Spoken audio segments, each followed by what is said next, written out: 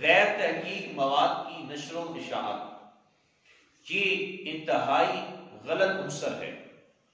آپ دیکھتے ہیں سوشل میڈیا پر، فیس بک پر، واٹس ایپ پر، انسٹاگرام پر، جہاں کہیں بھی لکھا ہوتا ہے یہ آپ شیئر کریں تو آپ کو آج راتوں رات ہی آپ کو خوشخبری مل جائے گی۔ رمضان شریف کا مہینہ آتا ہے، رمضان شریف آنے سے پہلے ایک پوسٹ چل پڑتی ہے، رسول اللہ نے یہ ارشاد فرمایا جس نے رمضان کی خوشخبری دی اس پر جنت واجب ہو گئی، جس نے ربیع الاول کے مہینے کی مبارکباد دی اس پر جنت واجب ہو گئی۔ بھائی مہینے کی اس پوسٹ کو خبر دینے سے جنت کیسے واجب ہو جاتی ہے؟ اگر اتنی معمولی سی بات ہے، ایک بٹن کو کلک کرنے سے، صرف ایک انگوٹھے کو ٹچ کرنے سے، شیئر کرنے سے آپ پہ جنت واجب ہو رہی ہے، تو پھر ہونا یہ چاہیے کہ نمازیں بھی ایک طرف چلی گئی، روزے بھی ایک طرف چلے گئے، پھر نہیں کرنے چاہیے۔ حج بھی نہ ادا کرو، زکوٰۃ بھی نہ ادا کرو، نماز بھی نہ کرو، کچھ بھی نہیں، ہر گھر میں بھی ٹچ موبائل ہونا چاہیے، شیئر کرتے جائیں، جنت خریدتے جائیں، پھر تو ہونا یہ چاہیے۔ اللہ کے بندے، یہ ایسی باتیں جو ہمارے معاشرے میں تیزی کے ساتھ پھیل رہی ہیں۔ ایک بات یہ بھی آپ نے سنی ہوگی، فلاں شخص کو کعبہ معظمہ میں خواب آیا، امام کعبہ کی بات کرتے تھے، امام کعبہ کو کعبہ شریف میں وہاں رسول اللہ کا دیدار ہوا، حضور خواب میں آئے، انہوں نے یہ کہا کہ میری امت کو پیغام پہنچا دو، قرآن کی تلاوت کیا کرو، نماز پڑھا کرو۔ بھائی مسلمان کس بات کے ہیں؟ مسلمان تو اسی بات کا نام ہے نا، قرآن پڑھنا، نماز پڑھنا، روزے رکھنے، زکوٰۃ ادا کرنی، حج کرنا۔ تو امام کعبہ کو خواب آ گیا، وہ بھی جھوٹا، وہ بھی ایسے بات بنا کر آگے بات پھیلا دی گئی اور کہا کہ آپ اتنے لوگوں کو شیئر کریں، آپ کی بات قبول ہو جائے گی، آپ کے رزق میں برکت آ جائے گی، اگر شیئر نہیں کریں گے تو آپ جو کام کر رہے ہیں اس میں آپ کو نقصان اٹھانا پڑے گا۔ شاید آپ کو یاد ہوگا جب میں نیا نیا یہاں پر آیا تھا، بھی مجھے کچھ 2-3 ماہ ہی ہوئے تھے، یہاں لوگ پیالیاں دیا کرتے تھے، آئے روز 10-15 پیالیاں، نئی پیالیاں ہوتی تھی، نئی پیالی 5 روپے کا سکہ اس میں رکھا ہوتا تھا، ایک برفی کا ٹکڑا ہوتا تھا اور ساتھ میں ایک پرچی کے اوپر لکھا ہوتا تھا یہ 5 پیالیاں یا 10 پیالیاں حضرت شفیع شہباز قلندر کے نام کی ہیں، جو اس کو اس طرح سے کرے گا اس کی ساری مرادیں پوری ہو جائیں گی۔ میں نے جب اس بارے میں سختی کی، کبھی مسجد کے اوپر والے حصے میں 15-15 20-20 پیالیاں وہاں پڑی ہونی، کبھی وہاں اس کونے میں، کبھی مسجد میں، کبھی ممبر کے اوپر، اور یہ ہمارے گاؤں ہی سے وہ لوگ کیا کرتے تھے۔ اس پر جب سختی کی، انہوں نے دیکھا کہ قاری صاحب صبح کے اوقات میں یہاں پر نہیں ہوتے، تو انہوں نے ممبر کے اوپر آ کے رکھ دیا۔ بڑی مشکل سے اس چیز کے اوپر قابو پایا گیا۔ اب الحمدللہ مجھے بھی 4.5 سال یہاں پہ ہو چکے ہیں، دوبارہ پیالی مسجد میں نہیں آئی۔ یہ ہمارا طریقہ کار ہے، اسے کہتے ہیں کہ دین سے دوری۔ دین کو ہم نے صحیح استعمال نہیں، دین کو سمجھا ہی نہیں ہے، کسی نے کچھ کہہ دیا اس کے پیچھے چل پڑے۔ جو پازیٹیو وے ہے، نیگیٹو وے ہے، مثبت راستہ ہے، منفی راستہ ہے، اس کا ہم نے استعمال ہی نہیں کیا، سوچا ہی نہیں ہے سیدھا راستہ کیا ہے، صراط مستقیم کیا ہے۔ بھائی آپ پیالیاں دے رہے ہیں، پیالیوں کے دینے سے آپ کی مرادیں پوری ہو رہی ہیں، نمازیں چھوڑ دو، پھر نماز پڑھنے کا کیا فائدہ ہے؟ وہ ایک الگ باتیں ہیں۔ اللہ کے ولیوں سے استغاثہ، استعانت طلب کرنا، وہ ایک الگ مسئلہ ہے۔ یہ باتیں ہیں سپرسٹیشنز کے طور پہ آتی ہیں، من گھڑت، اسے کہتے ہیں کہ ایسی دین میں نئی باتیں گھڑ دینا جس سے دین کو فائدہ نہیں بلکہ نقصان پہنچتا ہے۔ تو کوئی بھی ایسی بات جو بغیر تحقیق کے جب آپ کرتے ہیں تو پھر آپ کے دین کو نقصان پہنچتا ہے، آپ کے دین کو تقویت نہیں ملتی۔ آپ نے رمضان شریف کی خوشخبری کسی کو سنا دی، آپ پہ جنت واجب ہوگی، ربیع الاول کی آپ نے خوشخبری سنا دی، آپ پہ جنت واجب ہوگی۔ پھر وہ ایک پمفلٹ آیا کرتا تھا، اب آنا بند ہو گیا ہے، وہ کہا کرتے تھے کہ یہ 12 ہیرے ہیں کہ بدل کس نام سے، آپ یہ اتنے لوگوں کو دیں گے، آپ کی ساری مرادیں پوری ہو جائیں گی، آپ کی جائز ضروریات پوری ہو جائیں گی، اگر نہیں کریں گے تو پھر یہ ہو جائے گا۔ ایسا کچھ بھی نہیں ہوتا۔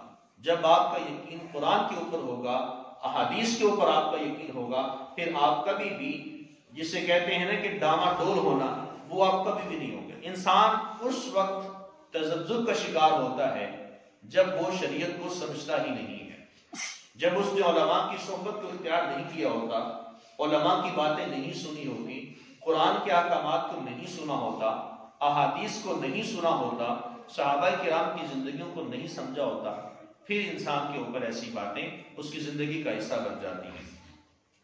حضور علیہ السلام نے ارشاد فرمایا کہ آدمی کے جھوٹا ہونے کے لیے اتنا ہی کافی ہے کہ وہ ہر سنی سنائی بات کو آگے پہنچا دے۔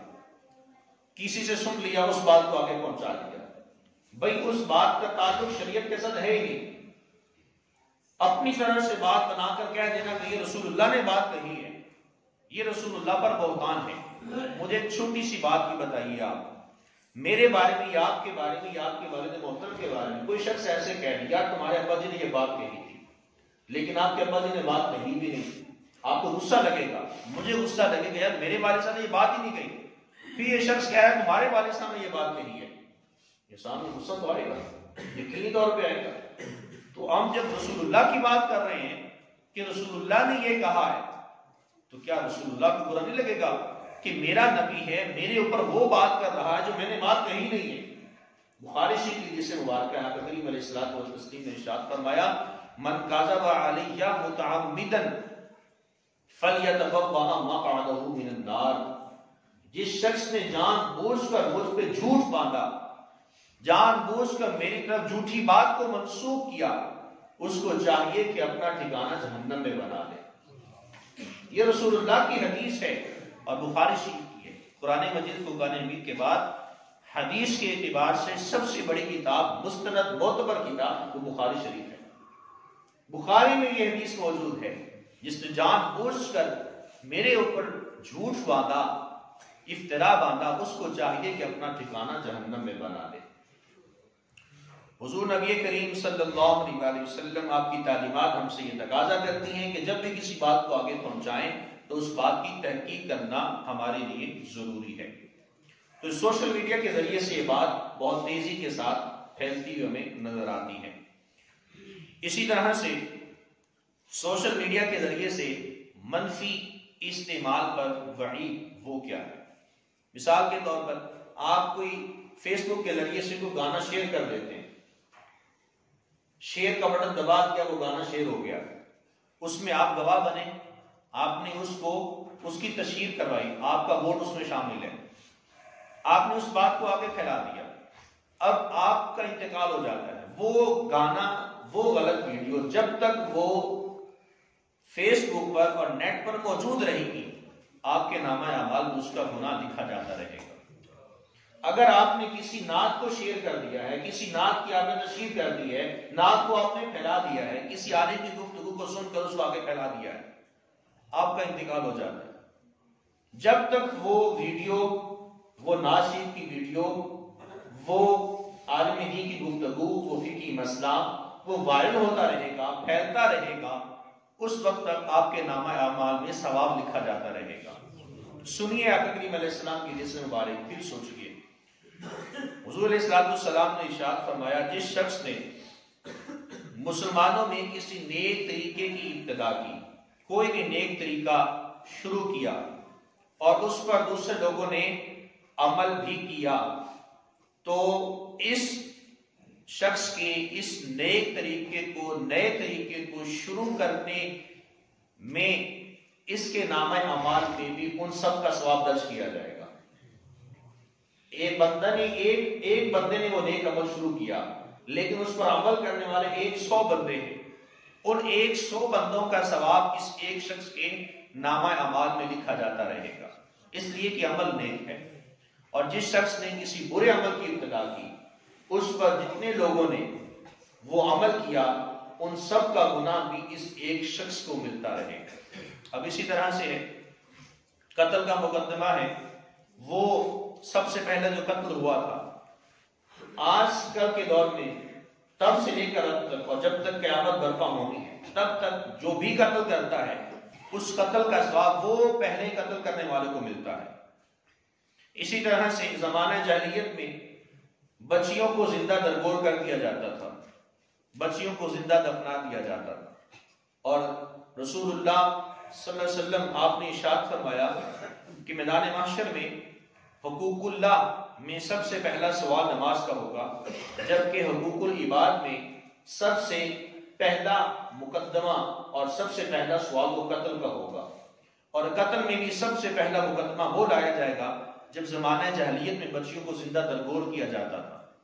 قرآن یہ فرماتا ہے بچیوں سے سوال کیا جائے گا، ان بچیوں سے جن کو زندہ دفن کر دیا گیا، زندہ قتل کر دیا گیا، بِأَيِّ ذَنبٍ قُتِلَتْ، ان بچیوں سے سوال کیا جائے گا بچیوں بتاؤ تمہیں کس جرم کی وجہ سے قتل کیا گیا، وہ بیٹیاں بتائیں گی۔ لیکن آج قتل تو نہیں ہوتے، لیکن بیٹیوں کی خوشیاں مار دی جاتی ہیں۔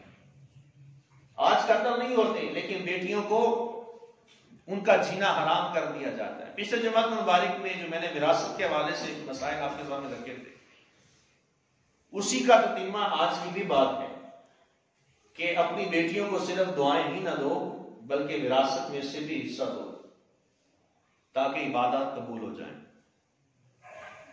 ماں باپ اتنے سیانے ہوتے ہیں، یہاں تک کہتے ہیں میں نے بیٹی گھر سے ایک گھونٹ پانی کا بھی نہیں پینا، کس لیے؟ بھی بیٹی ہے، لیکن دوسری جانب وراثت میں سے حصہ بھی نہیں دیتے۔ وہ پانی کا ایک گھونٹ جو نہیں پی رہے، وہ کس وجہ سے نہیں پی رہے؟ بھائی بیٹی ہے، بیٹی کے گھر سے پانی نہیں پینا ادب کا مقام ہے، بیٹی کے گھر سے باپ اور ماں پانی پی رہے، یہ کیسے ہو سکتا ہے؟ کوئی مسئلہ نہیں ہے، کوئی فقہی مسئلہ نہیں ہے۔ یہ رسول اللہ صلی اللہ علیہ وسلم نے بی بی فاطمہ کے گھر سے پانی پیا، کھانا کھایا ہے، لیکن یہ چونکہ ہمارا ایک رویہ ہے، ہم کہتے ہیں بیٹی کے گھر سے پانی نہیں پینا چاہیے۔ اچھا، پانی نہیں پینا چاہیے لیکن وراثت سے محروم کر دینا چاہیے۔ یہ آج کل کے مسلمانوں کا یہ وتیرہ ہے۔